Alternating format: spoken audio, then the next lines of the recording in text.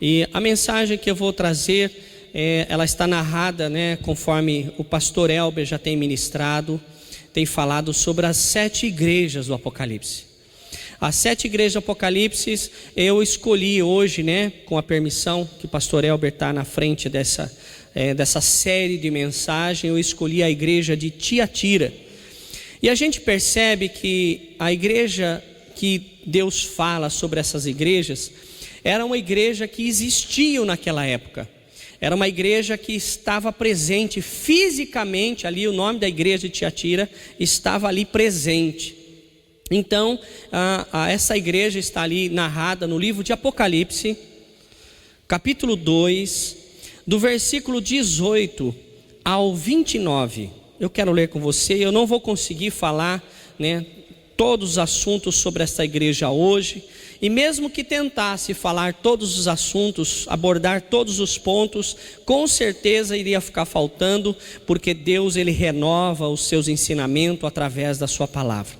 Então Apocalipse 2, versículo 18 e 19, fala sobre a igreja de Tiatira.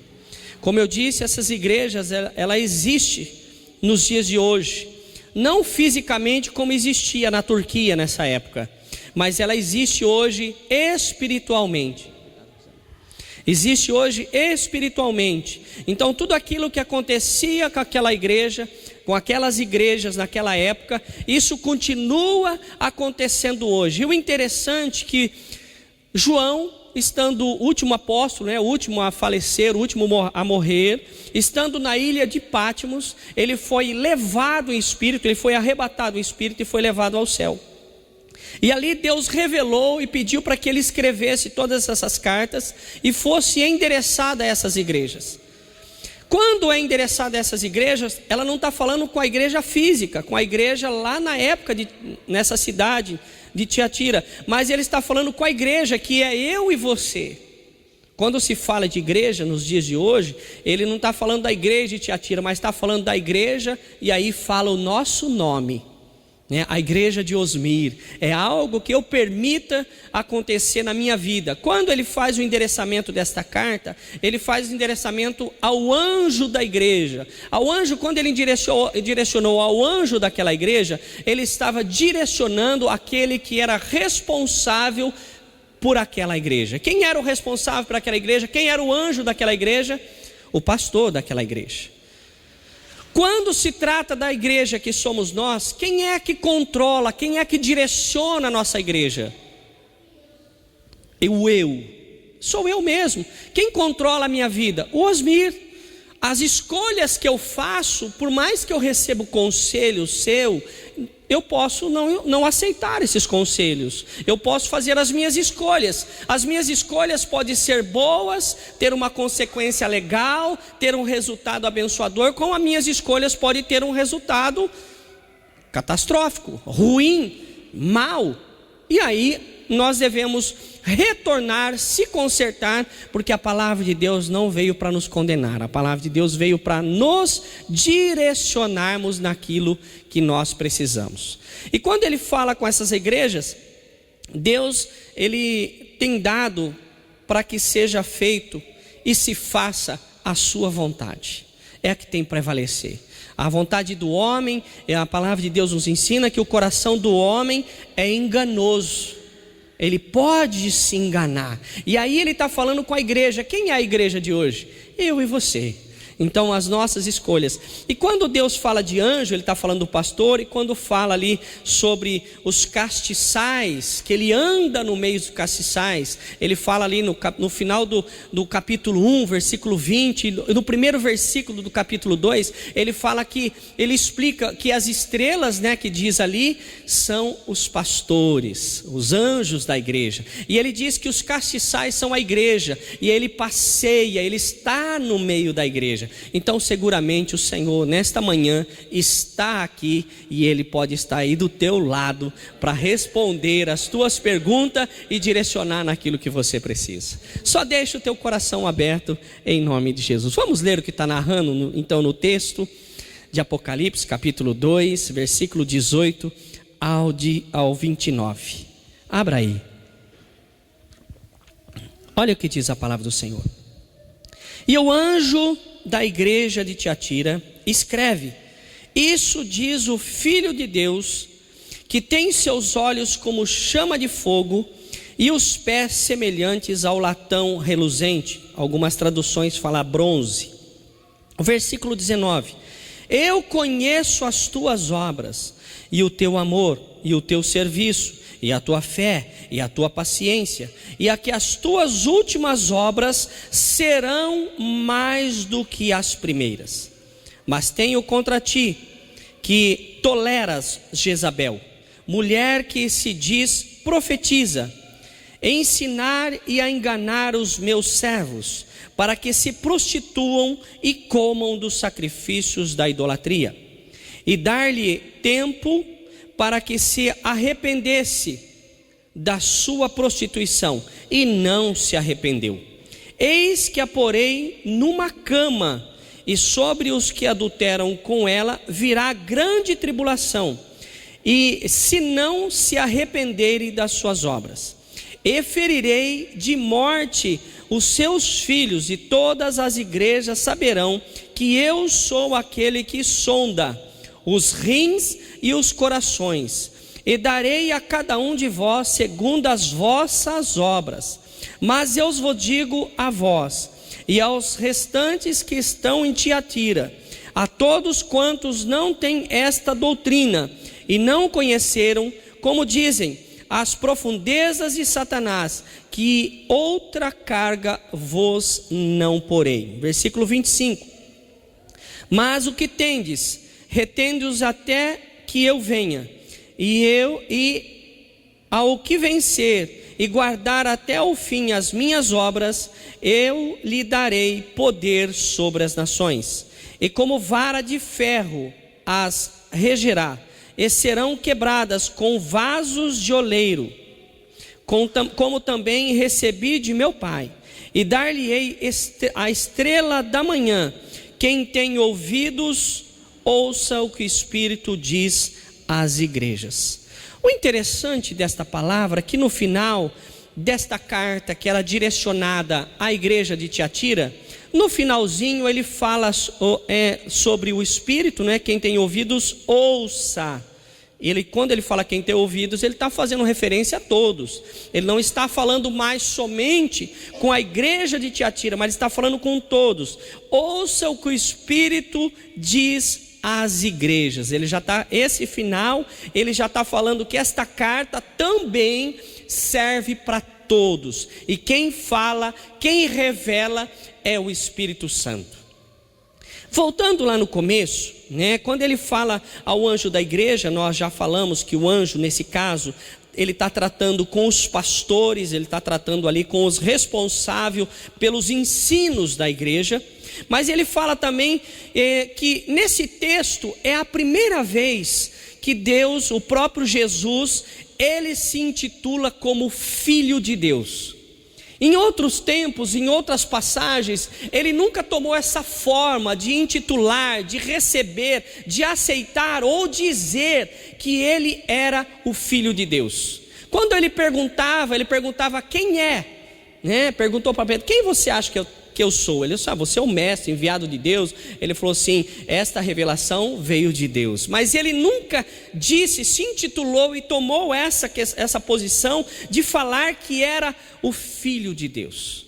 E quando ele fala no versículo 19 que eu conheço as tuas obras, aí nós lembramos do capítulo 1, versículo 20, e do capítulo 2, versículo 1, que ele conhece as obras da igreja porque ele passeia, ele está no meio da igreja. Talvez a igreja não pregue a sua palavra, e talvez por isso ele não tem nem liberdade de falar com a igreja, porque a palavra de Deus nos ensina que a fé vem pelo ouvir da palavra, e a pessoa que não ouve a palavra, então eu entendo que se ela tiver fé, a sua fé será fé do homem, fé limitada, fé que não faz ter certeza das coisas que possam vir. Então a pessoa que não ouve a palavra de Deus, nós podemos entender que ela pode ser uma pessoa muito fraca de fé. E aí, a igreja que não ensina, que não prega a palavra de Deus, ela pode até trazer motivações, gritos, pulos, saltos na igreja,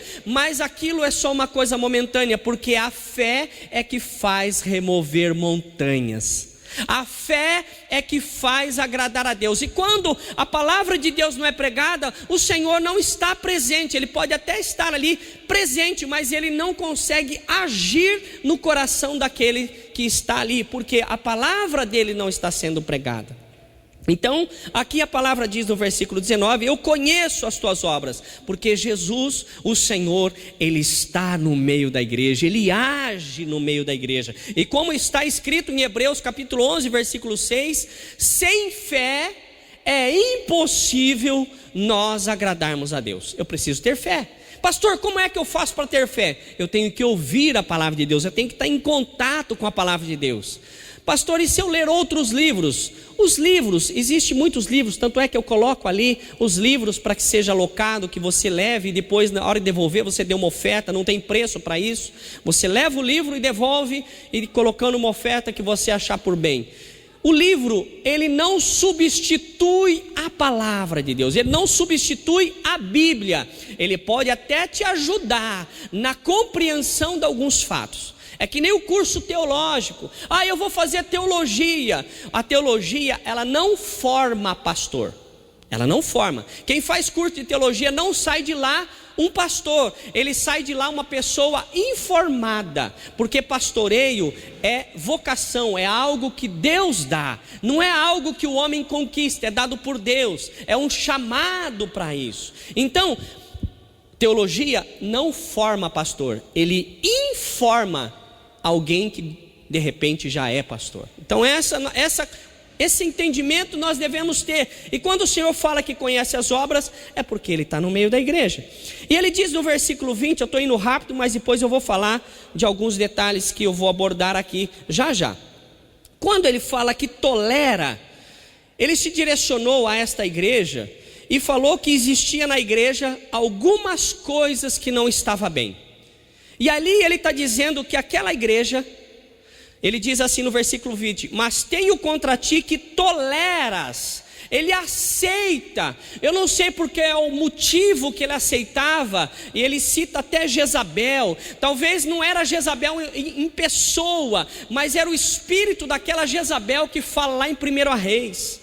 Aquela ação, a presença daquele espírito ainda estava dentro daquela igreja, e ele diz que esse espírito estava sendo tolerado, estava sendo aceito dentro daquela igreja, e através desta carta, Deus, Jesus, Ele cobra o líder daquela igreja sobre a permissão daquele pastor em esse espírito maligno estar agindo dentro da igreja. E ele cobra isso e vai cobrar sempre. Mulher que diz, ela se posiciona ser uma profetisa. Ela se posiciona como se ela fosse alguém de Deus, levantada por Deus, mas é uma farsa. Ela se posiciona nessa forma. Mulher que diz ser profetiza, mas não é, e ensina e engana os meus servos. O próprio Senhor está falando. Ao invés de direcionar essas pessoas no caminho do Senhor, está direcionando em caminho errado. Meu irmão, o remédio ruim é o que cura. O remédio que realmente é amargo é o que cura o fígado.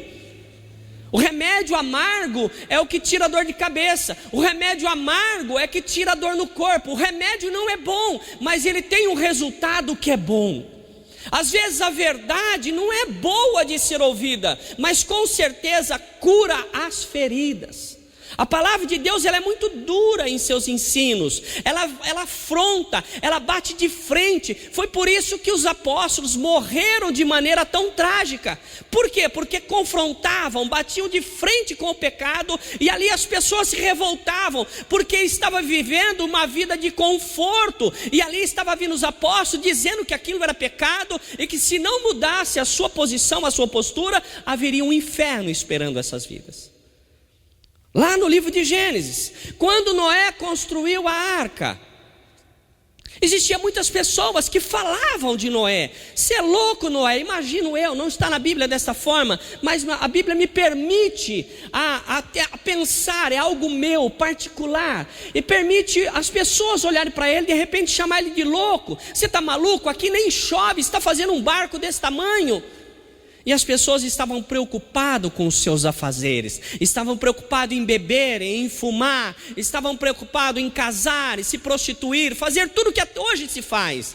Mas vai chegar um dia que a arca vai se fechar, e se fechou, e o povo que estava fora desta arca, todos eles morreram. Só não morreu aqueles que estavam dentro da arca, porque eram pessoas escolhidas de Deus. Nos dias de hoje, a arca pode ser vista a própria igreja. Eu não sei, estou aqui falando, conjecturando, mas pode ser a igreja, aqueles que estão dentro, mas não só como num velório, só de corpo presente, mas aquele que está dentro, vestindo, sabe, permitindo que Deus molde. Pode ser somente estas pessoas que vai ser chamado para morar no céu. Esse é um ponto.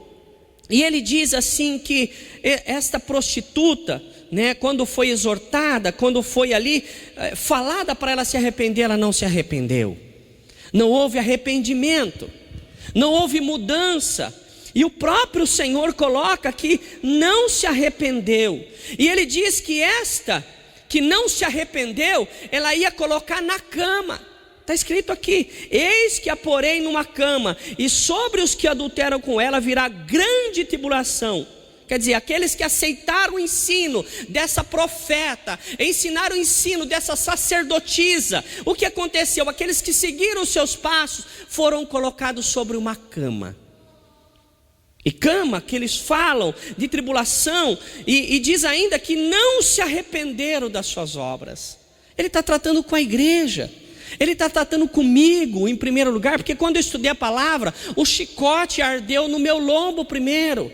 Eu não estou aqui trazendo para você algo que seja uma carapuça para você. Pelo contrário, eu não sou perfeito, eu estou sendo aperfeiçoado. Eu não posso julgar, porque a autoridade não me foi dada, nem por Jesus. Jesus estando aqui não julgou ninguém, mas ele veio para salvar os seus. Então eu tenho que ter, se Deus deu a vida para cada um, nós temos que cuidar da nossa.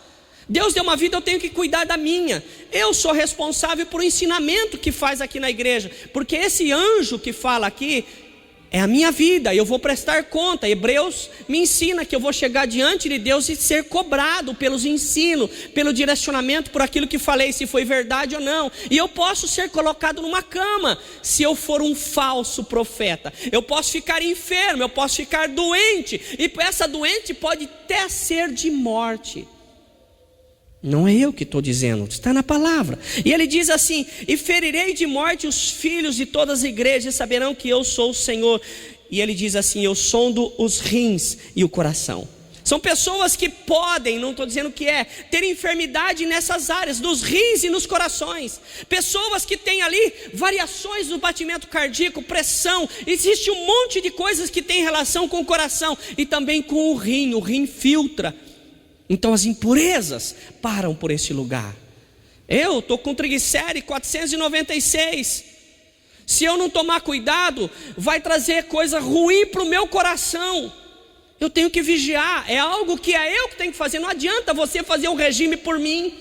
Ah, pastor, você não pode comer carne gorda. E se eu comer, a responsabilidade de quem é? De quem comeu. Então eu não posso atribuir a você uma responsabilidade que é minha, que está sobre o meu poder, está sobre a minha escolha. Quando fala de livre-arbítrio, o Senhor não se mete, o Senhor não influencia no livre-arbítrio, mas Ele dá uma cutucada. Escolhe hoje por a vida, expôs a vida para que viva a tua descendência. Então a minha escolha é maior do que a Deus. Deus colocou tudo diante de mim, e quem faz a escolha e quem arca com a consequência da escolha é aquele que escolhe. Deus não é culpado pelas nossas escolhas. Jesus veio do céu e se entregou pelos judeus, foi ali, nasceu com os judeus, mas esses não o receberam, não o aceitaram. A culpa é de quem? É de Jesus? Vamos dar essa culpa para ele? Jesus é culpado por ter sido sacrificado? Então nós temos que parar e olhar para nós sobre as nossas escolhas. A cidade de Tiatira, essa não era uma maior da cidade, não era a cidade mais importante da região, mas favoreceu bastante com o progresso que o Império Romano. Quer dizer, ela foi uma cidade que se desenvolveu, que se cresceu, que se tornou independente a partir de um desenvolvimento, um progresso que os romanos trouxeram para aquela cidade. Atualmente tem o nome de Aquisar. A cidade de Tiatira hoje chama Aquisar.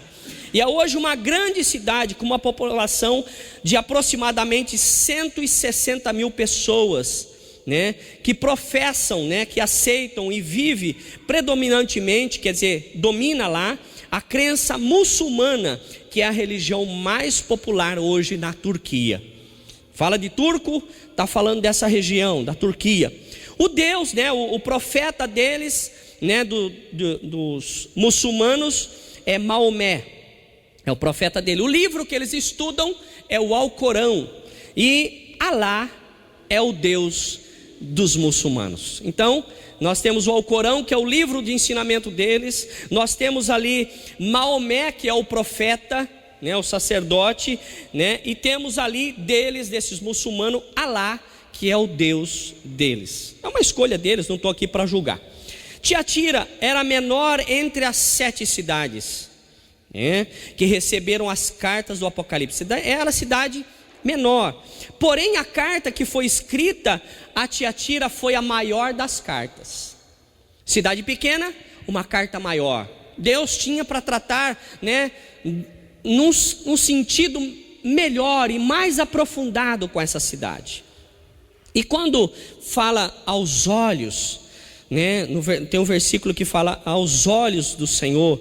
Ele diz: os seus olhos são como chama de fogo. Isso representa a onisciência, que nada foge, nada está fora dos olhares de Deus. E com esses olhares de fogo ele consegue tirar ali se existe alguma essência, se existe alguma coisa que é aproveitado. Então o que eu aprendo com isso? Que quando Deus olha para mim e para você, em meio ao pecado, em meio ao mundo que jaz no maligno, que eu e você caminhamos por ele, não ouvimos música, não colocamos música do mundo na nossa casa, não colocamos música do mundo quando vamos casar ou quando casamos, não colocamos música do mundo no nosso carro, mas nós estamos num mundo que existe, todo mundo que escolhe, força-nos a ouvir o que eles querem. É música alta, é palavrões que a gente ouve. Então nós vivemos em um mundo, e aí nós selecionamos aquilo que vamos receber. Mas Deus, quando olha para nós vivendo nesse mundo, Ele consegue olhar além daquilo, de tudo que o mundo tenta contra a gente. Ele consegue ver em mim e você a minha e a sua essência.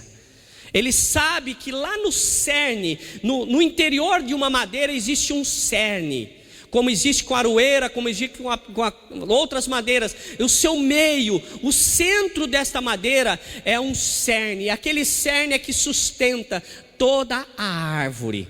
Existe em mim e você algo central, algo que talvez somente Deus conhece, e que você tem permitido que isso aconteça, e Ele sabe, quando olha para mim e para você, mesmo as coisas todas erradas acontecendo, Ele sabe lá dentro de mim e de você, que tem algo que é muito mais forte, e ali não vai ser violado, porque você entregou ao Senhor. O Senhor, Ele consegue com esses olhos, desta forma, a onisciência de saber todas as coisas. Ele sabe quem a gente é. O inimigo, ele pega as nossas falhas e supervaloriza para tentar nos estimular, para tentar nos matar, para tentar nos entristecer.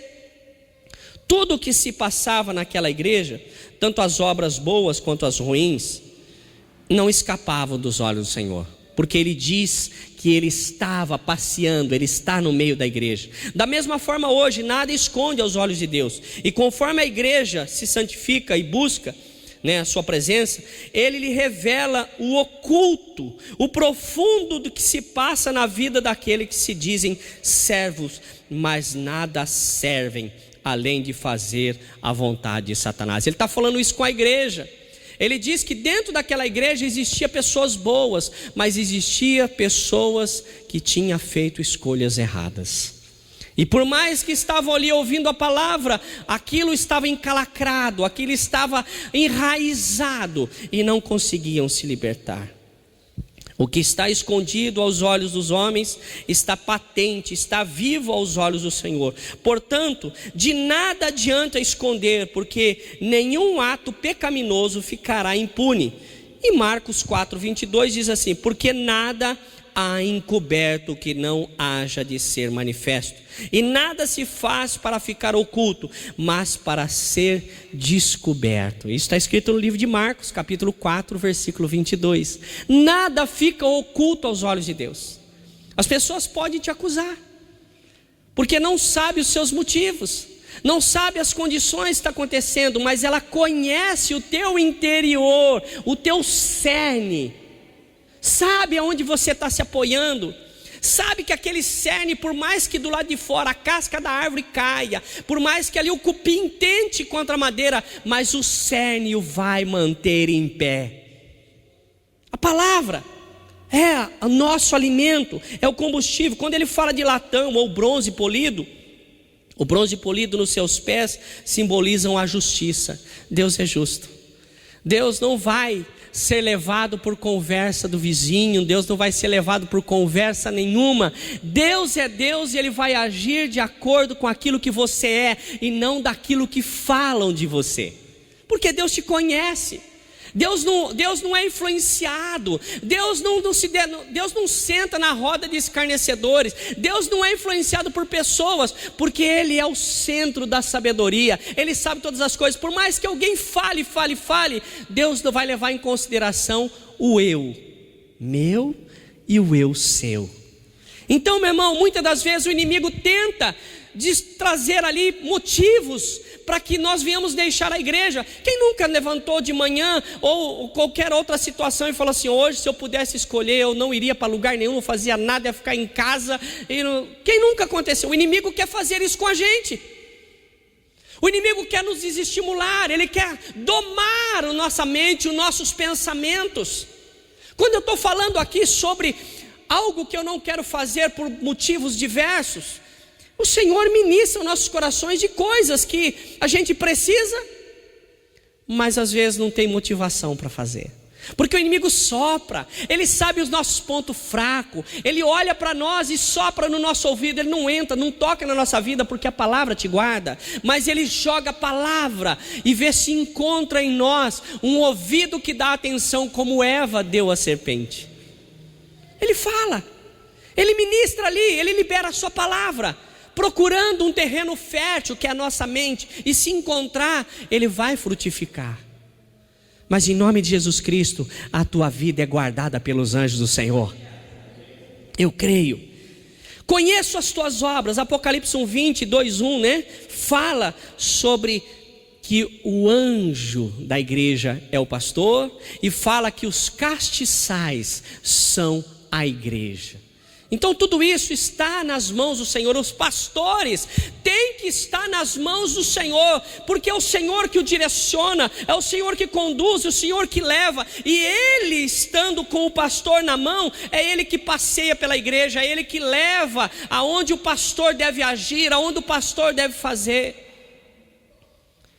Meu irmão, o pastor, ele não pode fazer nada se não for direcionado por Deus. Deixa eu te dizer, muitas das vezes a gente, como ser humano, no nosso trabalho, ou nisso ou naquilo, a gente faz um monte de coisa. Você sabe por que existe 4 evangelhos? 4 evangelhos são testemunha de um mesmo fato.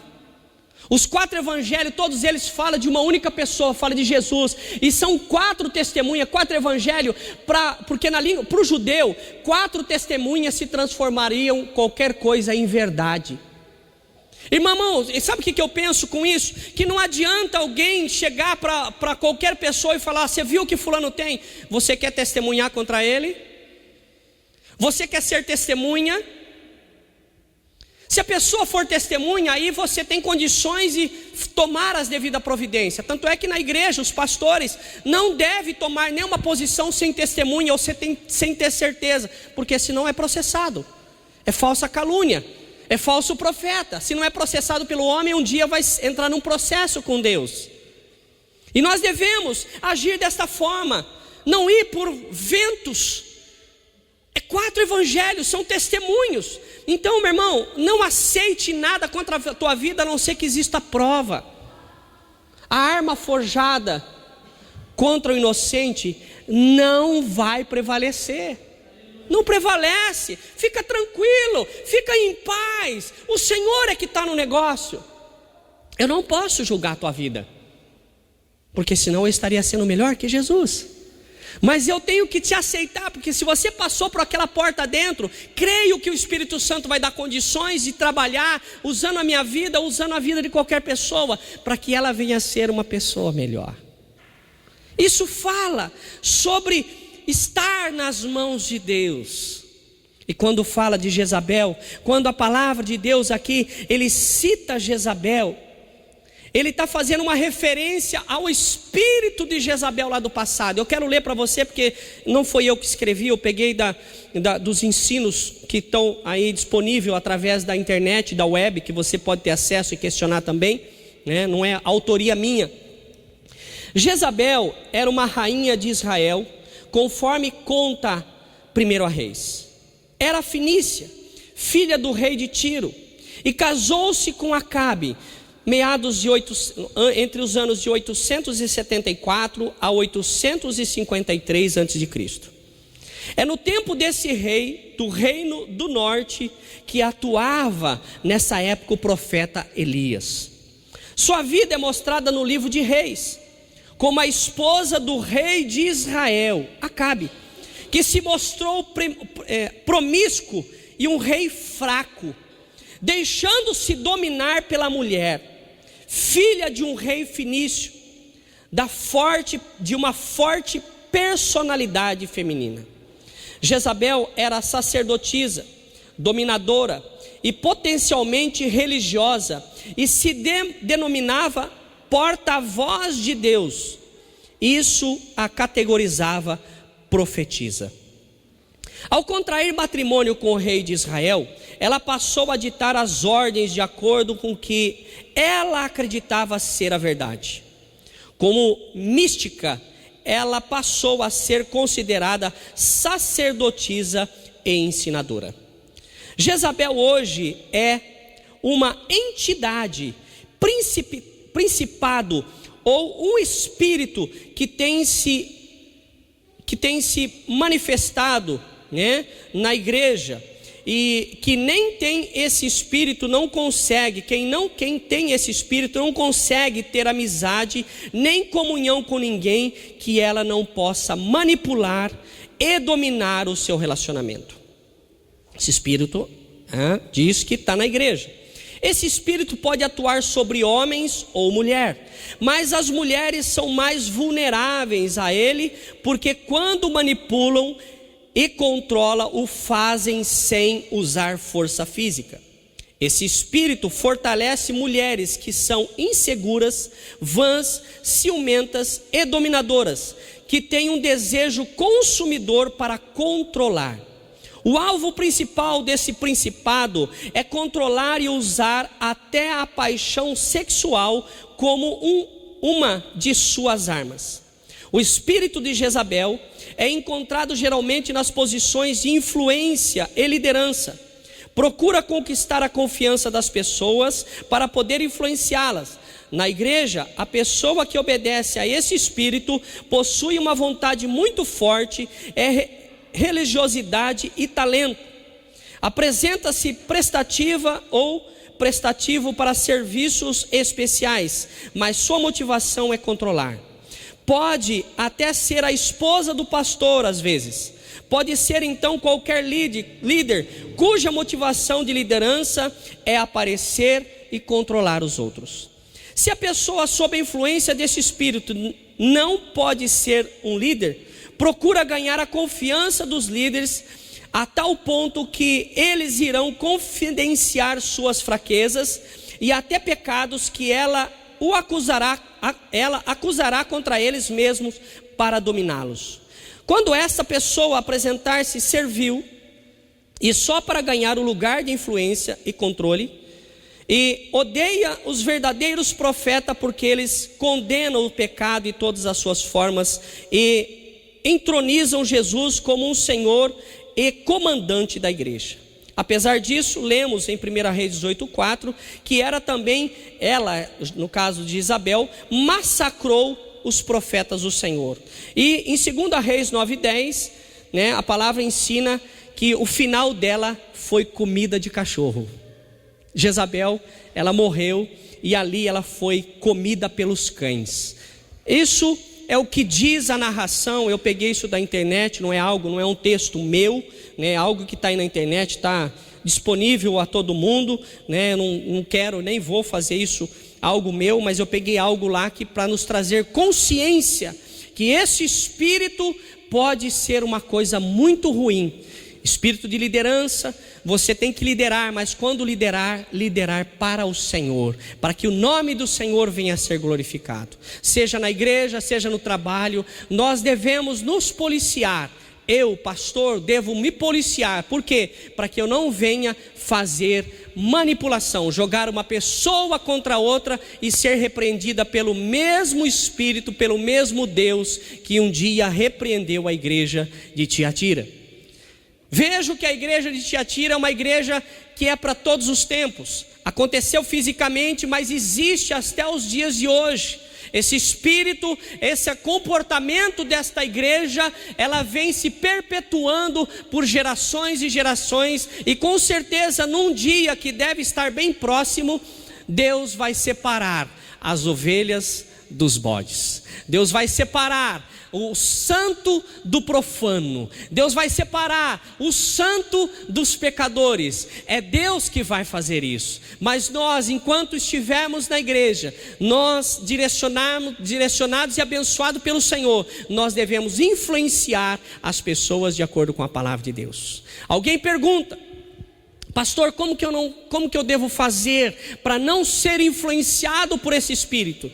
É por isso, meu irmão, que aqui no Brasil permite-se você ter uma Bíblia e você ler a palavra, meditar na palavra. Você sai daqui desta manhã e vai para sua casa, ao invés de sentar ali para comer alguma coisa, se alimente da palavra. Vai ver que se aquilo que o pastor falou realmente está na Bíblia. Seja um bereano, vai e se certifique. Meu irmão, quando a gente conhece a Bíblia, a gente não aceita qualquer pregação, a gente não aceita qualquer palavra, a gente não vai por emoção. O nosso motivo tem que ser a palavra de Deus. A gente não vai ser levado, a gente não vai ser enganado, porque qualquer que tentar enganar aquele que são de Deus, ele vai confiar, ele vai atender se aquilo que foi dito está na palavra do Senhor. E muitos estão se perdendo pelo caminho porque está acreditando em palavras que não são de Deus. Meu irmão, da mesma forma que você não aceita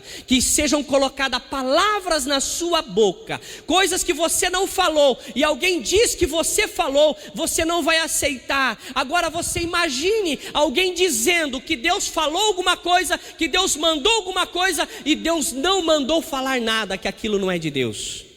Eu preciso ter conhecimento da palavra.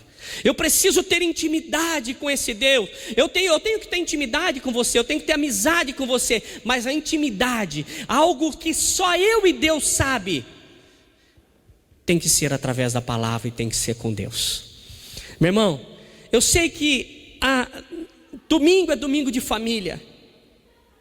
Eu sei que você é responsável pela sua família. Você é um formador de opinião na sua casa. Você é um formador de opinião no seu trabalho. Você é um formador de opinião na sua escola, onde você estuda, onde você convive. Então influencie as pessoas com coisas que são de Deus, porque lá no céu haverá pedra, haverá uma coroa para mim e para você, como galardão, como prêmio a mais, por ter feito somente salvar a sua própria vida. Mas se importou, se motivou a salvar a vida de alguém. Seja um motivador, ensine a palavra, fale da palavra, mas fale da palavra que está na palavra. Não coloque o seu sentimento no meio da palavra, porque Deus já tem o seu próprio sentimento. A palavra de Deus tem que ser lida, porque a palavra de Deus nos traz fé.